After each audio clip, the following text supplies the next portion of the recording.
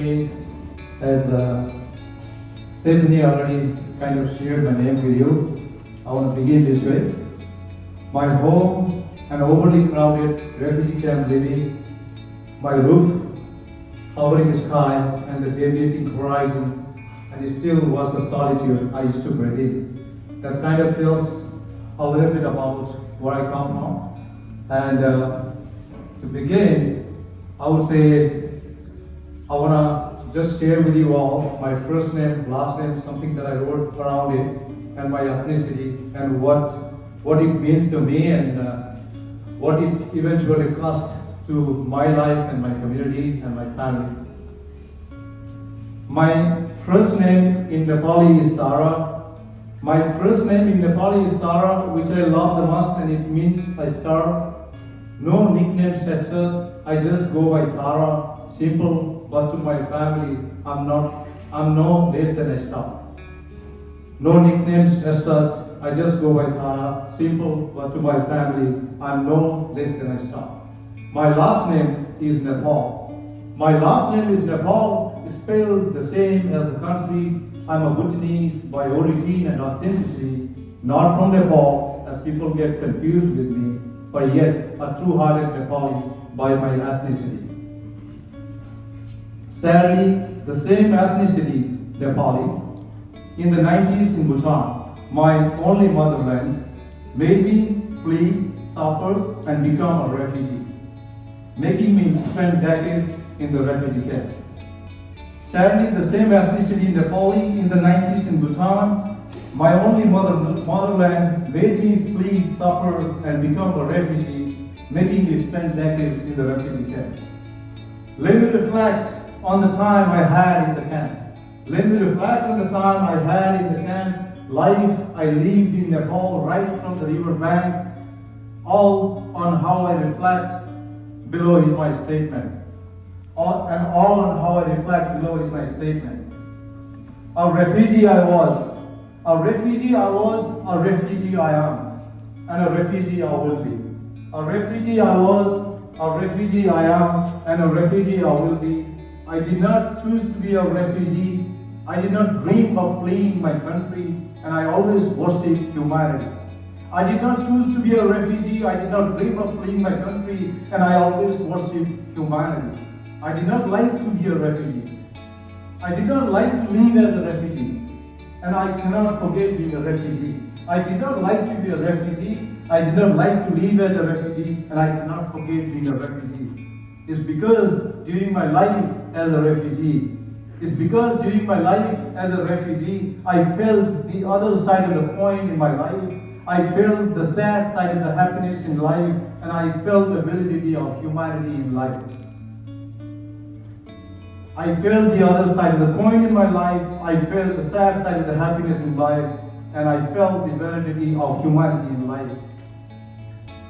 And of course, I did not have any other choice. Yes, dear ladies and gentlemen, I had no other choice. So the next one is, I'm not a singer, but I love to pretend to sing. So here is something also I wanted to share with you all today. As we speak on and about and around refugees, it kind of touches, back to humanity and that emotion of, being a human being and, humanitarianism, all those kind of values kind of come into, play. So I wrote something on life and also kind of tells us, a little bit about, and this emotion particularly just came, out of like my deep experience of being a refugee. And by the way, I lived like over 18 years in the camp in Nepal. So this is how it goes. Life is, as we define it the way we live. Life is, as we see the way it is. Life is, as we define it the way we live. Life is, as we see the way it is. If I ask you, what do you see in me? You may say, you are alive to me. If I ask you, what do you see in me? You may say, You are a light to me. This is also how I feel about you, and so on.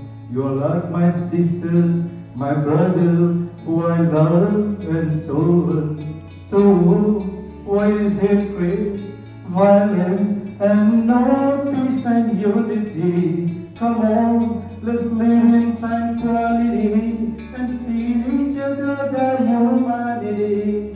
Come on, let's spread love and see in each other the humanity. Life is as we define it, the way we live. Life is as we see the way it is. Thank you. And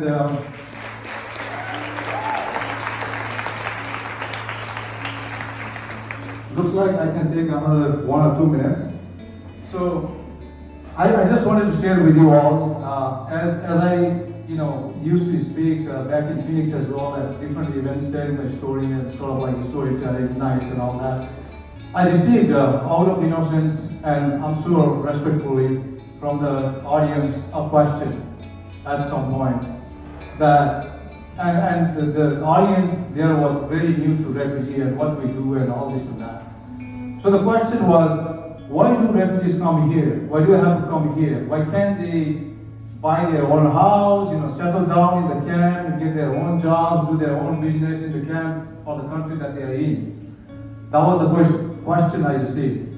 And my response to that question was, well, of course the first thing is like, what would you prefer? Would you prefer given a piece of bread every after 15 days, which I used to receive, meaning in the form of ration?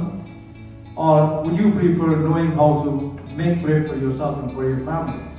So living in a camp is almost like someone comes and gives you a bread every 15 days, you survive with that, survive and save it for your family, and sort of like all those getting jobs and buying homes and all this and that. That's like almost like making castle in a year. That was my response to that question.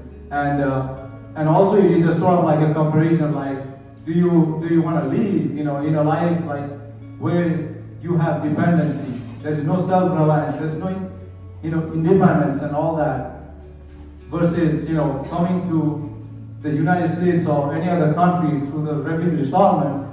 It also comes like you are self-reliant, you get that exposure, you make the bread for yourself and then for your family, and also you contribute to the community. So you get a different perspective of life. So that was kind of the response. So today, from this podium, I just wanted to also say that me, as one of the former refugees and also a community leader, and many other ethnic community organization leaders and folks, who are actively there helping refugees, I also, as a former refugee, wanted to urge, all the RA leaders and any government agency leaders, anyone. Of course, we may share different names and brands, but ultimately, if you look at our mission and vision, we are there to help refugees gain that independence, regain the control of their economic well-being here in the country. We want to make Iowa and Des Moines a very welcoming place for refugees and other vulnerable communities. And there are so many success stories to support, that refugees not just come here for benefits. It's not a benefit stigma program, it's a rapid employment program, but we have to be there. So as a former refugee like myself, we can represent the issues and the concerns, but we need support from the leaders who represent the RAs and the government agencies here locally, even nationally, to bring those issues and concerns, added with some success stories to make it, more for refugees, make services more accessible for refugees. So with that, I just wanted to end here and thank you really so much and for this opportunity, Stephanie, and really appreciate it. Thank you. Enjoy the rest of your time. Thank you.